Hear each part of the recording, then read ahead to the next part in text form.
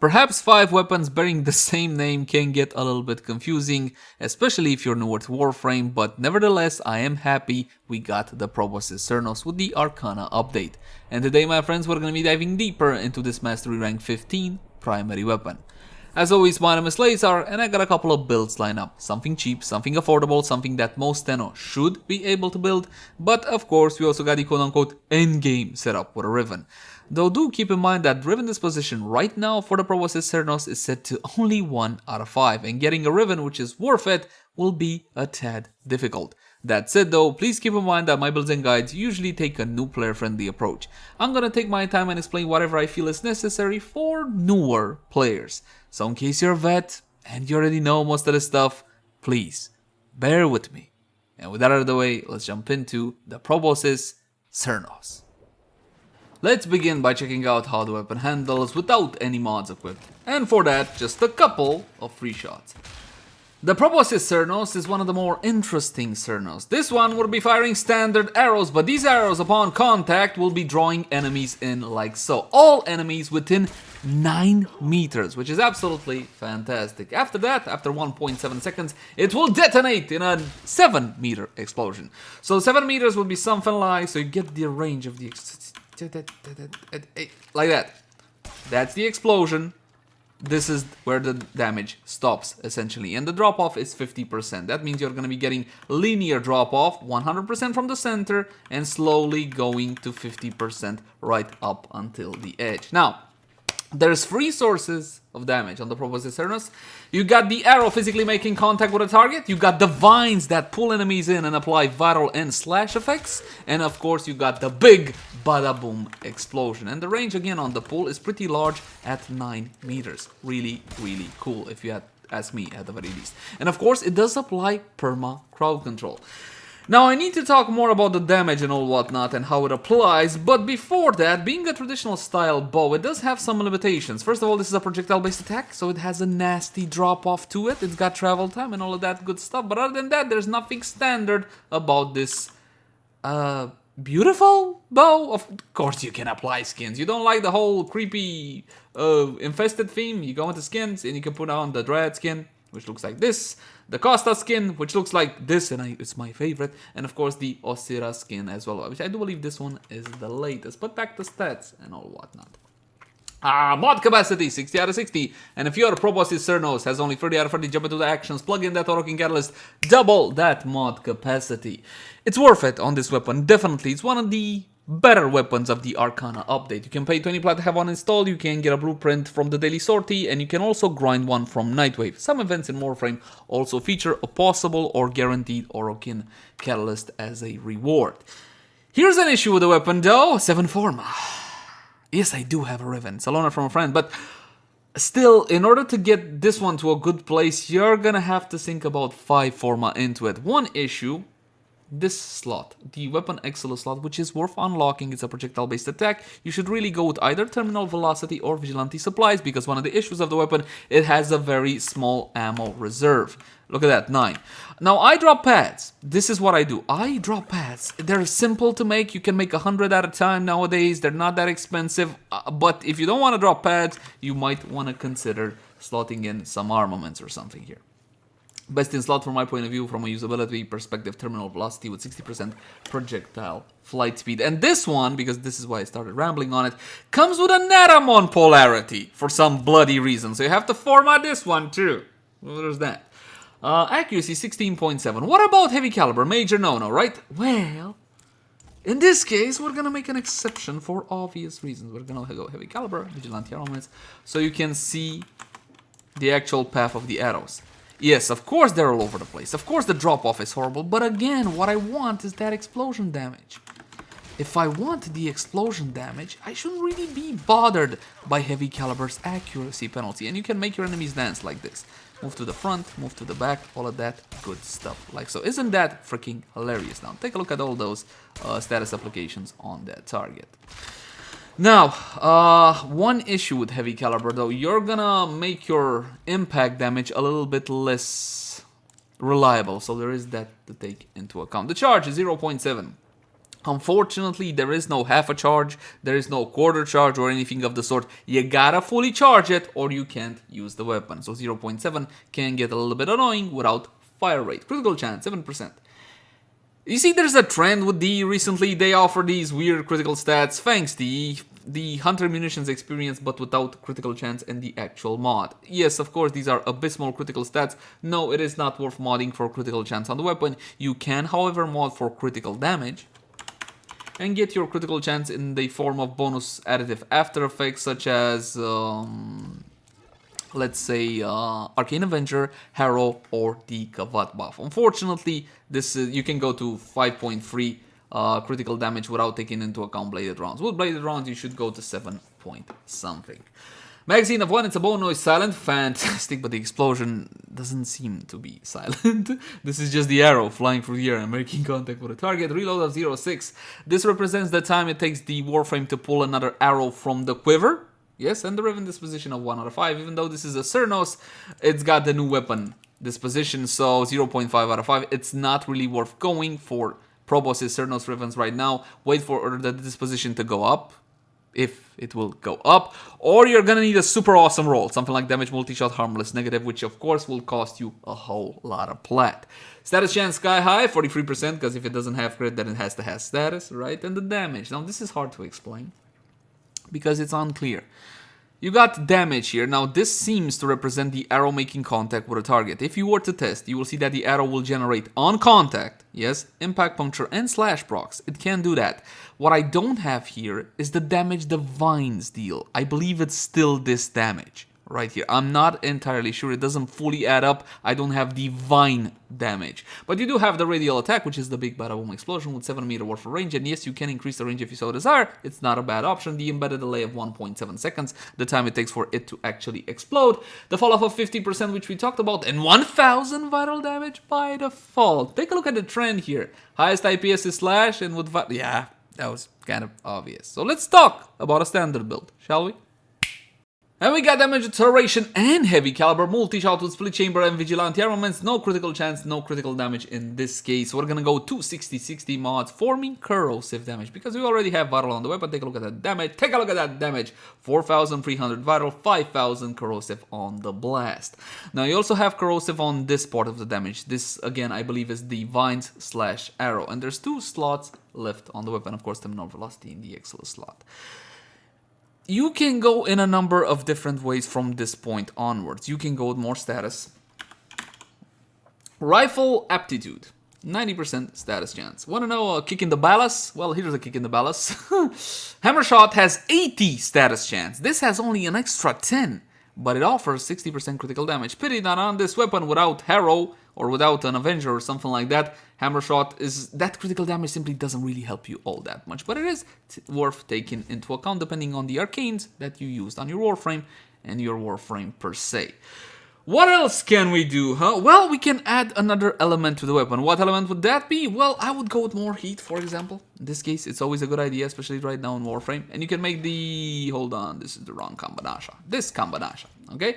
And now you got corrosive, heat, and vital on the weapon, which is absolutely fantastic. We're gonna test the weapon initially like so.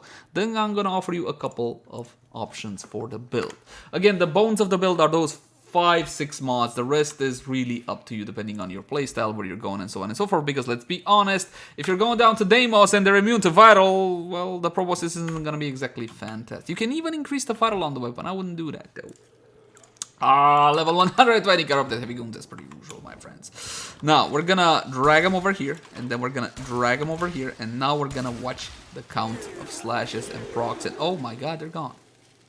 Don't you just love that? Don't you just absolutely freaking love that? Simple build, straightforward, nothing fantastic, nothing expensive on the build except high voltage. Now high voltage, you should already have it by now, but if you don't, you can get it from Battle Kit here, or you can farm it from the game mission Elgar Planet Eris, find all the free secret caches, then upon extraction you can cry that you didn't get it. It's a 5% chance to drop for that one, and shell shock. One more time. 1, 2, 3. Ladies and gentlemen, Cernos number 5. I didn't come up with that title, I stole it from Reddit. Somebody more inspired came up with it, so there's that. Fantastic performance, if you ask me. Again, for a standard, normal build, there's a lot of procs in there, there's a lot of damage without crit, proving once again that you don't really need crit in Warframe. And I just like moving them around like this. It's satisfying, oddly satisfying to me. Got that Overlord ambition and all whatnot. They're gone, it's over. Alright, what else for Laser? You said you offer options. Fine, options. One thing that I don't like about this weapon, not the ammo. Okay, the ammo, again, I drop pads, that's not an issue for me. I don't like the fact that I need to pull the string all the way back. Sometimes in my rush to actually fire, I let it go right before it reaches maximum, and I just want to slap myself when that happens. You know the feeling. Come on, I'm not the only one. Please tell me I'm not the only one that's that. So you can drop either the 60-60 heat mod, or you can even drop Vigilante Armaments, even though I wouldn't recommend it, or you can drop Rifle Aptitude and go for some fire rate. When it comes to bows and fire rate, you guys know the drill. You get 2 times for everything. For speed trigger, right? But of course, my favorite remains File Acceleration with 90% fire rate at a cost of 15% damage. It takes away 15% from your Serration or Heavy Caliber, so it's really not that big of a deal. And the final option mod that I will recommend is going to be Firestorm. 24% blast radius, considering that the base is 7, will make a decent difference. Have a look at here. You're going to 8.7 basically. So you can consider that one as well. But for usability, Vile Acceleration. Don't know how to farm corrupted mods? Haha! Look at the guards right now. Alright, let's see. One more time. Corrupted Heavy Goons level 120. Of course, in terms of actual damage, I lost a little bit now, but I gained in usability. Look what I can do now. 1, 2, 3. Absolutely fantastic. Really quick rapid fire. In actual missions, doing this is gonna matter a whole lot more, at least for my 2 cents. So this is what I'd like to recommend as per the usual, Vile Acceleration. My friends, the performance is solid. It's a great weapon. Again, one of the better Arcana weapons. Rivens, though, disposition is garbage. Laser is not worth. I know it's not worth, but I will still showcase a Riven. This one is a loaner from a friend. Of course, it's not mine. I never get stuff this good. Trust me. Damage, multi-shot, harmless, negative. Like I said, considering the stats of the weapon, this is basically perfect. I don't know if you could get something like minus impact on it. I have no idea. But a minus IPS would not be bad. Would be a good thing in this case. I want to draw your attention to the values, however. Again, this is a disposition. Technically, the number is 0.5, okay? But you're gonna see 1 little ball out of 5 little balls. Take a look at the damage. Even as a double positive with a negative, so basically the biggest values you can get on the positive side, you get 103% damage when Serration offers 165. You get 61% multi-shot with Split Chamber offers you 90. Basically, it's as much as Vigilante Armament. So it's still worth, but only worth if you get this kind of a roll. And let's be honest, guys. Are you really that lucky? Because, well, I'm not. I never get rolls like this, but maybe you do. Or maybe you got deep pockets and a lot of plats. Yeah, I'm King Plat, boy, King Plat. I never been King Plat. The most plat I ever had was like 1,000, 1,100, believe it or not. What was I saying before I started rambling? Oh, yes! Test with Riven. Look at that. Beautiful, my friends. Absolutely bloody fantastic, isn't it? You can count the slashes, you can count the procs if you so desire, but you can take my word for it. There are more than enough. I just love how they explode like that. So yes, you can get an increase in performance with a Riven, but it really needs to be a good roll. Here's how you get a huge increase in performance. We can go with Harrow and increase the critical damage. Fine, we'll do that first, but I believe I proved the point that Mirage is more powerful, even though I do love Harrow because he is Harrow. How about this time we use this fashion frame, though? This is my Necromancer Harrow. Yes, Necromancer Harrow, because I'm not an edgelord at all. We're gonna go like so. When it comes to Warframe buffs, of course, corrosive projection against heavily armored target is gonna be meta, but if your build calls for something like Loop Detector, Energy Cipher, Growing Power, whatever, it doesn't really matter. Believe it or not, even Rifle Lamp will help you in this case because it does apply its damage bonus to bows. This shouldn't say to rifles, it should say to primaries. No, it shouldn't say to primaries. You know why? Because you got Deadeye, which is still a primary, but you get it? Yeah, you get it. Of course you do, you're fantastic. Arcane Rage! Not a bad idea. Farm from the third island down on Cetus, 180% damage to primary weapons for 24 seconds on headshot, a 50% chance. And Arcane Avenger as well, 21% chance for plus 45% critical chance. This is a bonus additive after effect applying to your primary, secondary, and to your melee as well. Both of these Arcanes farm from the third island down on Cetus. There was an event in Warframe. It was called Scarlet Spear. Initially it was bugged to hell and back, but then they polished it off and it was actually working quite nicely. Where you could farm Arcanes easier. I'm unclear if it's coming back or not. If it is coming back, then you should definitely farm your arcanes. And if not, go for Eidolon hunting. It's a lot easier than it used to be. It's no longer cookie cutter and all of that stuff. Cernos Prime?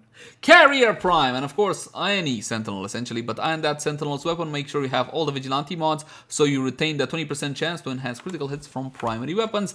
Even if your little Sentinel dies and never comes back to life, you will still retain said bonus. Activate Harrow's fourth ability. This will save your entire team. You'll get no thanks, but more importantly, everybody will be getting that fantastic crit buff, depending on how you build Harrow. And of course, his second ability grants fire rate as well as reload speed. The reload speed doesn't really help me in this particular case, but what I could have done, considering that I'm going with Harrow and I'm going to use his second ability, I could have done something like Kaboom. See, in this case, it doesn't really help you all that much, not as much as Mirage. If you're going with Harrow, you can drop the fire rate because your second ability will grant you all the fire rate you need, and you can just go for more critical damage or more status chance. Now, that's not a bad exhibition, but it's not really what we're looking for, is it? Because Harrow needs headshots to get the full value of his 4 ability, and considering how the explosion in the weapon works, it's better to go with Lady Mirage Prime and her fantastic buffs. This time we're gonna go with standard Mirage. I like standard. This is the first fashion frame I actually made for her, so it's very special to moi. And as before, the same level, 150 corrupted heavy goons. We're gonna activate Empower on Mirage and her third ability for an absolutely massive damage increase from her Eclipse buff, for Empower and her ever so lovely clones. Now we do this right in the middle. That should drag everybody in, and skapow, baby! You see? Lady Mirage, making your dreams happen. Since, when was she launched? 2016, I want to say? It might be totally wrong. I should definitely learn when she was launched. So again, just aim at the center with Mirage and her clones and then watch them go away. Once the guy's alive, he's got a slash proc. Will he die? Well, I guess we're gonna have to take care. There he goes. There he goes, my friends. I do believe I no longer need to make the case for the Proboscis Cernos. This is a fantastic weapon. I do highly recommend it. While it is a traditional style bow, it doesn't really function like one. Okay, it's basically usability proof. It's easy to use because what you want to get is damage from those explosions. You simply aim at the center of enemies like so, and then they simply go to Kingdom Come. And that's pretty much all there is to it. As always, my name has been Leyzar. Thank you guys so much for watching. Like, share, and subscribe if you enjoy the content. And if you got any sorts of feedback for me, by all means, drop it in the comment section down below. Also in the comment section down below, if you guys want to suggest any particular type of content. For example, I would like to see this weapon review, that weapon review, or perhaps would you like to see something different on the channel? Hey Leyzar, play Destiny. I tried it, didn't like it. Sorry, I'm just not a Destiny guy. But in any case, until next time, my friends. Bye-bye.